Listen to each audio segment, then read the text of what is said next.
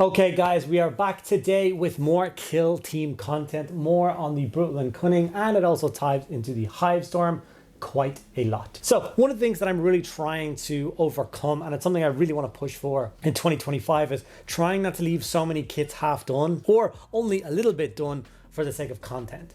And by that I mean I've done a lot of Kill Team box sets where the box set has dropped. I've gotten my hands on it. I've done one model from each gang, one piece of scenery, just to make sure that all the videos are out there for you guys to follow along with, and then I don't do anything else with it. I hate this. I hate leaving so much destruction of undone stuff in my wake. So I've been trying my best to kind of get them done entirely. You know, the Kill Team starter set, the entire thing is done, both gangs fully done. With this one, the orcs are kind of coming along nicely. I'm working through them with my stream. And obviously when the Hivestorm box set came out, we did the scenery for Killzone Volkus, which I keep forgetting the names of the kill zones. So we did the video for this piece of scenery where we painted it up fully. It looks nice. I really like the result on it. And obviously the set of scenery in the Brutal and Cunning box set is an expansion to Kill Team Volkus. So doing a video showing you how to paint one of those pieces of wall would just be this video again. So I thought, what could I do that's a little bit different? And that is, I'm going to paint the entire kill zone, hopefully. I hope. We'll see. That's my goal for today's video, is that I'm going to get the entire set, both scenery pieces from these kits, all fully done, all set up so that I can play the missions specifically that go alongside them in the next couple of weeks. Hopefully you guys are excited to follow along on this journey getting this scenery done. This won't particularly be a tutorial on how to do it. It's more of a little fun kind of follow along video. If you want a specific how am I going about painting these pieces, this video will be linked below, and literally I'm going to be following my own video step by step to get it done. Now, before I get into it, huge thank you to all of my active patrons. Without you guys, I cannot continue doing what I'm doing. So from the bottom of my heart, thank you so much. If you want to get involved with that yourselves, it will also be linked down in the description below. You get access to a private Discord server where you can talk to me about your hobby on a daily basis, and obviously take part in all the different events that we have going on over there. And you also get an extra video every single week just for you guys. The video this week was the little battle pug from the rattling team from this box set as well. So if you want to know how to paint that, Patreon is where it's at. Linked down below. Okay, that was a long enough intro, guys. Let's dive in and start painting some models. Okay, so there is quite a lot of this Kill Team Volkus stuff. And when I began the process of kind of painting it all up in one go, I was trying to paint it for following my own tutorial, which I do. I just changed the tool in which I'm going to use to do it. People do ask me all the time, do I use an airbrush? Why don't I do more airbrushing on the channel? Stuff like that. And I decided when I begun making content on the channel that I would avoid using things like airbrushes as much as possible. Because basically not everybody has access to an airbrush. I would say maybe, what, 10-15% of people who do the hobby have access to an airbrush. So that means you are like discounting 90% of people from being able to follow along with your video. Before I got an airbrush, I always got frustrated when I started to do a tutorial video. And the first thing was, okay, now grab your airbrush and get this done. And I'm like, okay, off, next video. So I made it as a general rule not to use them. But in my day-to-day hobby, I do lean on the airbrush where possible. So for instance, in this particular set of scenery, I'm going to be using it to help me with the first 2 coats of gray. Instead of dry brushing it up, which would take quite a long time with the amount of scenery that we have, I'm going to do it with the airbrush. So this is the example that we did. This is the video tutorial piece that we did. So if you want to follow along with this, that's what the final result will be. It will look like this. And it's very interesting because I only did one wall section, which means I have this side here to work up to blending them together. So if by the end of painting this whole set, you can't tell that these are painted 2 different ways, then I've achieved what I wanted to do. And the whole set is going to look exactly like I wanted to. So I'm very happy to have that kind of example next to me to work off of. Obviously working up all of the awesome new Brutal and Cunning stuff at the same time, which is the expansion for Volkus.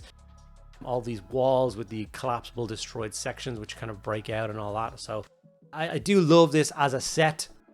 And I am very excited to see what it all looks like as this awesome finished thing and see it all deployed together. Especially these awesome little bunker corners. They're quite bizarre corners in the kind of angles that they do create. I would not mind a second set of these walls to get 2 more of these bunker corners. So I literally have a square if I want to make it like a big kind of pillbox bunker thing in the middle, proper military formation, and defend outwards from that. I think that would be very, very cool. So maybe when the kill zone for this Brutal and Cunning gets sold separately, I may indeed get a second set and get it painted up to man. Okay, time to start working up the next color. So obviously they don't match yet, but we will work up to it. So the next one we're going on to is Dawnstone. So we have Dawnstone in this as well, which is, like I said, the second stage that we dry brush the original scenery piece with to make it match in. As you can see with the airbrush and the Dawnstone, I'm being a little bit better with my kind of trigger discipline. Only really putting the gray where I want it to go. Being a little bit more selective. We don't want solid coats. We're not trying to like make these flat panels of gray. It's got to look like this old kind of mottled war zone. This building and this like compound, if you will, has definitely seen better days. It's been fought over quite a lot. So these two kill teams have moved in to try and secure some vital piece of intelligence or piece of equipment left behind, or maybe this is a strategic location in the advance of different military forces. Whoever controls it is definitely going to have the upper hand in a coming fight, which I really like that. I also grabbed the airbrush to speed up some time with some of the other details. So every single door is going red. And the reason I did that is I've got some Gallo Dark scenery painted up, and that's what we played on for my first 2 games of Kill Team the other day. I managed to play 2 games. We played across the Gallo Dark terrain interior of our ship. And my doors are painted, but they're very subtly, like the interior bits are painted a different color slightly. And from a down kind of bird's eye view, it's not as easy to see where all the doors are. So I'm just going to make a solid rule for myself that all Killzone or Kill Team doors, all the Killzone doors are going to be this bright red. So that it's very easy at a glance to tell which ones are doors and which is just a wall. Especially since how you can move through both the solidly closed that you can't open and close again, and doors that do open, different rules, but you can move through them. So it definitely makes a difference.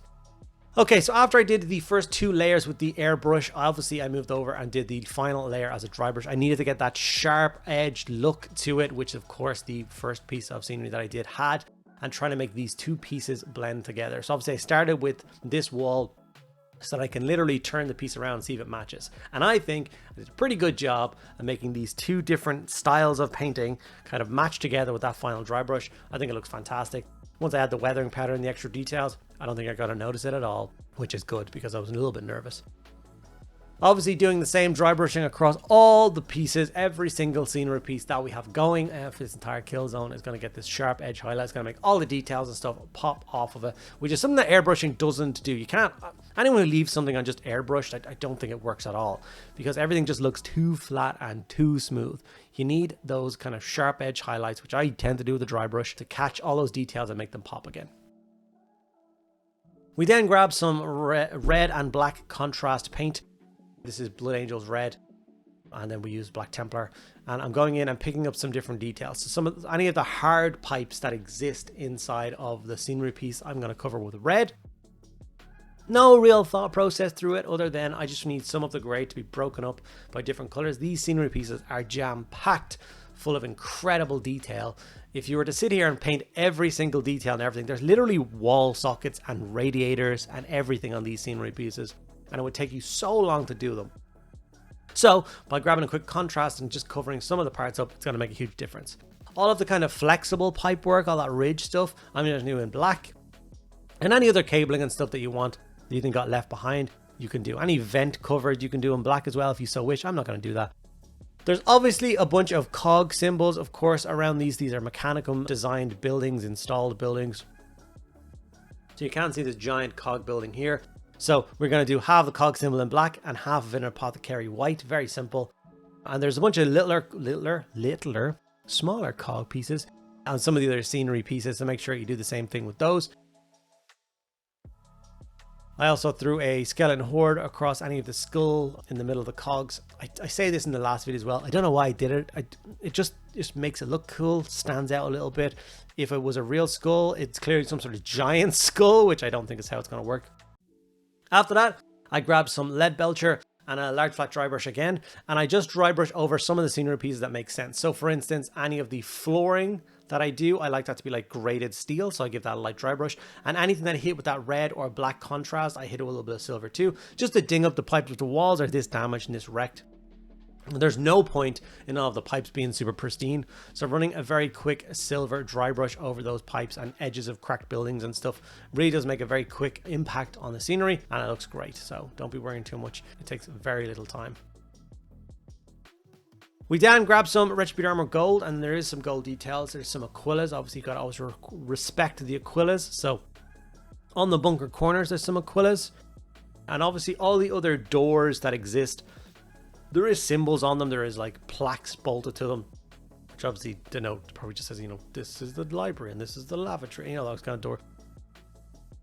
So I did make sure to get them all knocked in gold as well, just to once again add that little flair of detail to the model. And then one of the buildings has these two big beautiful columns which have big molded Aquillas in them. One of them is broken in half. I'm not talking about the one on the top of the screen there. The other one on the left hand side of this building is broken in half. So you get to do one big beautiful golden Aquila, and then, you know, the first third of the next one, which is a really nice little standout piece. And after that, we are now ready to move over to the very messy. I hate doing this, but I love the results. So I've gotten all the scenery pieces. They are blue tacked to 5 different kind of spray boards. Got my gloves on. I'm wearing a respirator mask. I wore a respirator mask for the airbrushing as well. Always protect your lungs as much as possible when you're working. And then I'm going to add weathering powder to all the corners and all the like little, anywhere there's a ledge, anywhere that like dust would settle on a scenery piece. If this war zone was like in this kind of crazy desert, it would get kind of dirty. I love the dark earth stuff, the kind of reddy, rusty earth tones. Because obviously this is just a whole heap of grey. And obviously adding this beautiful, nice red sandy color does make a huge difference. So I did this across all the scenery pieces on all 5 boards. And the reason they're blue tacked to the boards because after I've applied the sand, I go in with a purity seal or a Mediocre varnish from Games Workshop, and I spray all the scenery, keeps all the powder in place, and then locks in all those colors and protects your scenery for gaming for a long time to come. Okay, so this is the completed Killzone Volkus. Well, almost completed. There is, of course, the little accessories sprue that you get with, which has like the ladders, it has a couple of extra barricades, has like the pluming smoke grenades and stuff. I have yet to do that sprue, but apart from that, all of the scenery from the Hivestorm and from Brutal and Cunning are painted, put together to create the Killzone, and obviously it's an expansion for that Killzone. So this is what it looks like. It is awesome. I'm very pleased with the final result of this Killzone. I definitely can't wait to get some games set up and played through on it.